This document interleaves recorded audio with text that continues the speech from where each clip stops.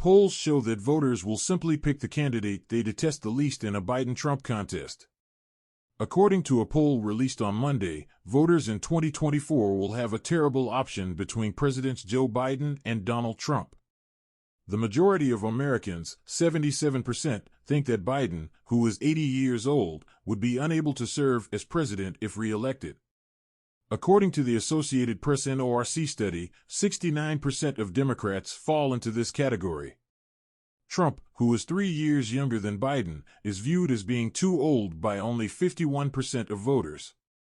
The first adjectives that more voters, 23%, use to describe the Donald are corrupt, disgraced, and untrustworthy. Dishonest, crooked, or some variation. That's nearly 3 times the rate for Biden. And voters' disdain for both men goes well beyond age or integrity. Overall, only 24% want Biden to run again, just 30% want Trump. Biden's record is disastrous. On his watch, Americans have faced the worst inflation they've seen in decades, migrants have overwhelmed cities, violent crime, homelessness, and drug deaths have soared. His botched Afghan bug-out sent a message of weakness, emboldening Russia, which then invaded Ukraine, and China, which is licking its chops over Taiwan.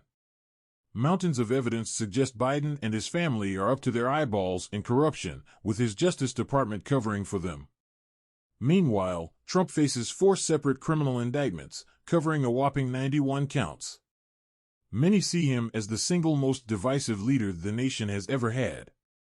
The lies he's told about the 2020 election being stolen and his horrendous inaction during the Capitol riot are disqualifying all by themselves. No wonder 53% of Americans say there's no way they'd vote for Trump. All of which would leave voters with no good options. If both he and Biden are the nominees, people will step into the voting booths holding their noses if they vote at all. What a nightmare, picking the next president based on which choice America despises less.